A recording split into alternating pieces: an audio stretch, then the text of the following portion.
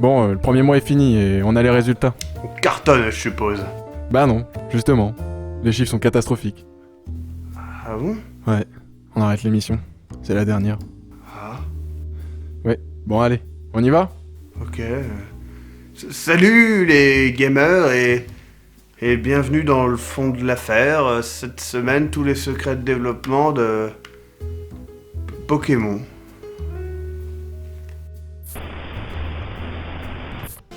Pokémon, je te laisse dire la date. Série commencée le 27 février 1996 au Japon sur Game Boy.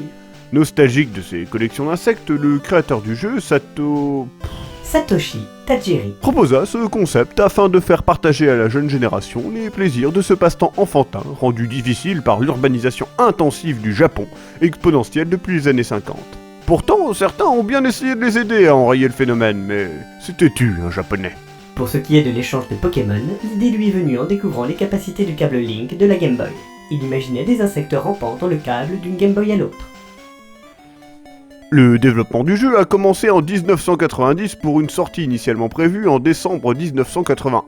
Le jeu prit du retard à cause du développement de Mario et Yoshi. À l'époque, les jeux s'appelaient Capsule Monster, en référence au gachapon, ces capsules surprises japonaises. Le jeu a ensuite été renommé Capumon, puis suite à des problèmes de droit, il est devenu Pocket Monster. Moi aussi j'en ai un de monstre dans ma poche, et je peux même faire l'hélicoptère avec.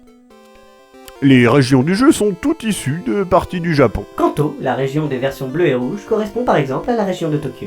Au début, les personnages du jeu pouvaient se battre aux côtés de leurs Pokémon, comme dans un jeu de rôle classique, avant que le gameplay n'évolue vers la forme finale du combat de chien, le dresseur bien planqué derrière ses molosses. Le système de combat ressemblait beaucoup à celui de la série Dragon Quest.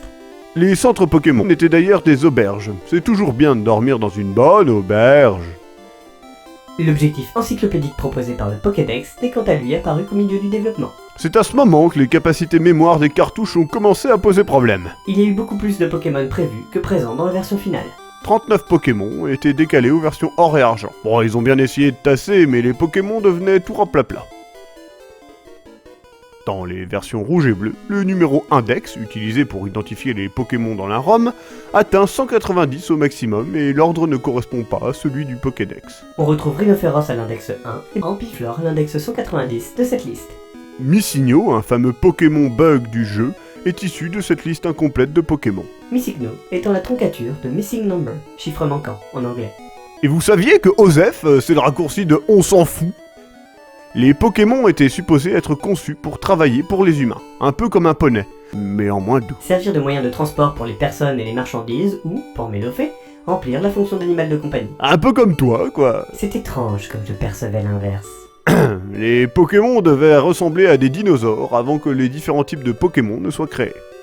Beaucoup de gens se plaignent de la seule et unique sauvegarde que le jeu propose. Eh bien, la question s'est posée à un moment du développement. En effet, il a fallu choisir entre 3 sauvegardes et la capacité à renommer les Pokémon. On opta pour la seconde option afin de créer un véritable lien entre le joueur et ses créatures. Sérieusement, il crée un lien avec un bidule électronique.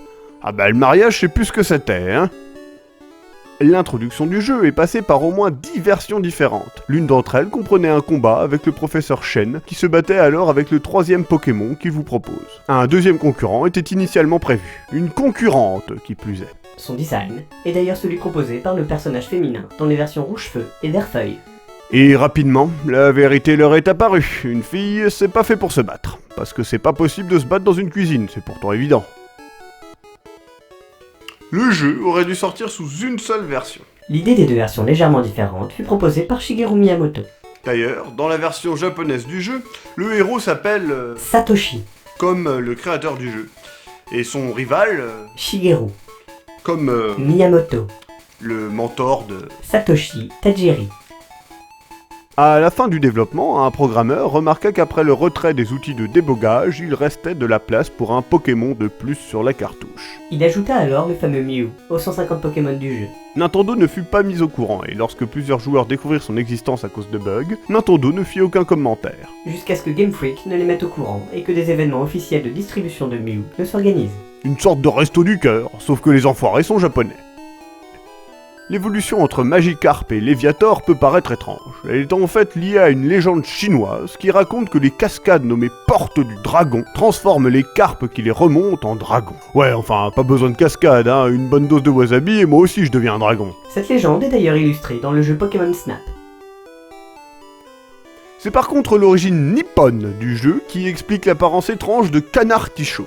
Il est une expression japonaise qui dit « comme un canard qui amène les poireaux pour se faire cuire ». En effet, le canard au poireau est un plat très populaire au Japon. N'oubliez pas de bien faire dégorger le poireau avant de passer à la casserole. Il risquerait de réduire trop vite. Cet adage est l'homologue de la maxime française « avoir le perdreau tout cuit dans le bec ». Lors de l'import du jeu aux États-Unis, les équipes de traduction estimèrent les créatures trop mignonnes Trop kawaii. pour le public américain et demandèrent à Nintendo de les rendre plus sombres et plus imposantes. Nintendo refusa, considérant la réception américaine du jeu comme un challenge. Le jeu fut évidemment un succès. Un jeu Pokémon, proche de versions portables et en 3D, fut prévu pour Nintendo 64. Il devait faire partie des jeux annoncés sur Nintendo 64 DD, un périphérique permettant à la Nintendo 64 de lire des disques magnétiques. 64 DD. Le support fut un échec et le jeu fut donc annulé. Ah bah, 0 DD alors. Eh bien, c'est fini. Alors, restez branchés et puis merde, m'en fous, je fais ce que je veux, c'est la dernière. Comme promis, l'hélicoptère. Mais non, mais c'était un poisson d'avril.